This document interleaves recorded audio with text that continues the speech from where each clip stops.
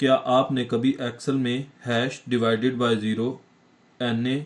या hash value जैसे error देखे हैं और सोचा हो कि इनको किस तरह से हटाया जाता है? इस वीडियो में मैं आपको most useful Excel formula if error सिखाऊंगा, इसलिए वीडियो को आखिर तक ज़रूर देखें और ये फार्मूला आपकी एक्सेल शीट को साफ सुथरा और प्रोफेशनल बना सकता है। इफ एरर फार्मूला बहुत इंपॉर्टेंट है क्योंकि एक्सेल में एरर आना बहुत कॉमन है। जब आप फार्मूला लिखें और वो गलत हो जाए तो एक्सेल शो करता है डिवाइडेड बाय ज़ीरो, ज़ीरो से डिवाइड किया, उसके बाद हैश वैल्यू यानी रॉन्ग डेटा टाइप, उसके बाद NA वैल्यू नहीं मिली, रेफरेंस सेल खाली है, हैश REF यानी रेफरेंस गलत है, जिस सेल में आपने वैल्यूज लिखी थी उस सेल को या तो आपने चेंज कर दिया या फिर उसे डिलीट कर दिया। इन सूरतों में ये एरर शो होते हैं। इफ एरर इन एरर्स को ऑटोमेटिकली हैंडल करता है और एरर की जगह आपका दिया हुआ मैसेज दिखाता है।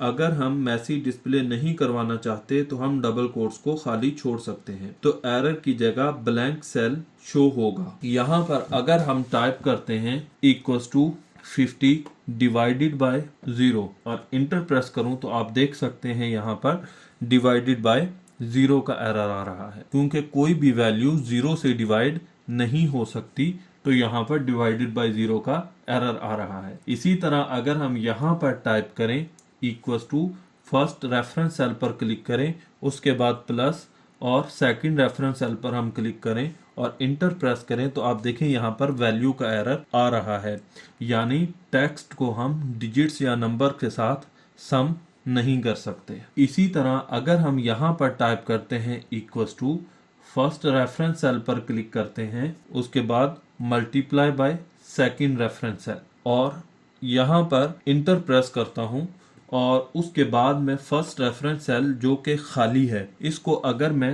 डिलीट कर दूं तो आप देख सकते हैं कि यहाँ पर रेफरेंस का एरर शो हो रहा है, यानी कि जिस सेल का हमने रेफरेंस दिया था वो इसको नहीं मिल रहा। इसी तरह NA, माइक्रोसॉफ्ट एक्सेल में NA का मतलब नॉट अवेलेबल है। नॉट अवेलेबल का एरर हमें ज्यादातर लुकअप फार्मूलाज या फिर मैच फंक्शन में देखने को मिलता है, मतलब जो सेल हमने सेलेक्ट किया वो खाली है या फिर सेलेक्टेड डेटा रेंज से बाहर है। यहाँ पर हम प्रैक्टिकल में देखते हैं कि इन एरर्स को किस तरह से रिमूव करते हैं और यहाँ पर अगर हम अपनी मर्जी का कोई मैसेज डिस्प्ले करना चाहें तो वो किस तरह से कर सकते हैं। फर्स्ट सेल में हम टाइप करते हैं यहाँ पर इक्वल्स टू, उसके बाद इफ एरर और ब्रैकेट को स्टार्ट करेंगे, उसके बाद हम यहाँ पर 50 डिवाइडेड बाय 0 और उसके बाद हम यहाँ पर कॉमा टाइप करेंगे। कॉमा के बाद डबल कोट्स में हम वो मैसेज लिख सकते हैं जो मैसेज हम यहाँ पर डिस्प्ले करवाना चाहते हैं,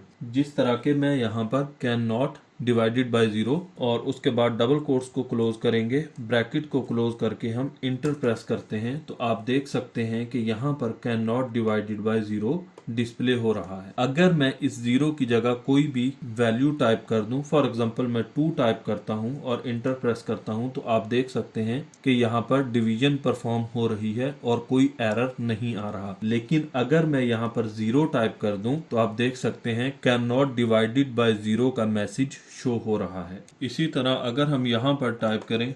इक्वल्स टू इफ एरर, उसके बाद फर्स्ट सेल पर क्लिक करें प्लस सेकंड रेफरेंस सेल पर क्लिक करें और उसके बाद कॉमा और डबल कोट्स में हम जो मैसेज प्रिंट करना चाहते हैं वो टाइप करेंगे text can not be combined with number, double quotes को क्लोज करते हैं और ब्रैकेट को क्लोज करके इंटर प्रेस करेंगे तो आप देख सकते हैं जो मैसेज हमने यहाँ पर टाइप किया था वो शो हो रहा है। इसी तरह रेफरेंस वाले सेल में भी अगर हम टाइप करें इक्वल्स टू इफ एरर और फर्स्ट रेफरेंस सेल पर क्लिक करें और यहाँ पर multiply by second reference cell पर हम क्लिक करते हैं, उसके बाद कॉमा, कॉमा के बाद हम यहाँ पर मैसेज टाइप करेंगे डबल कोट्स और यहाँ पर रेफरेंस वैल्यू,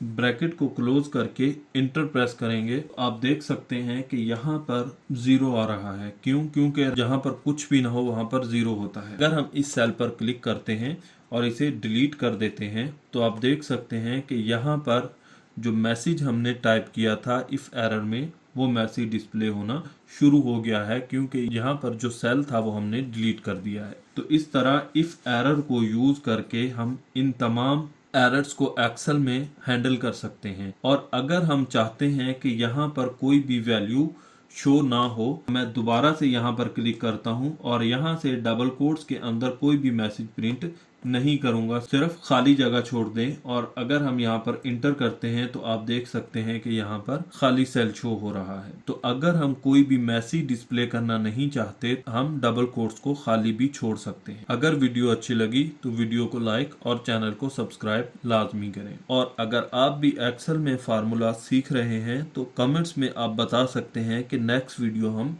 किस टॉपिक पर बनाएं।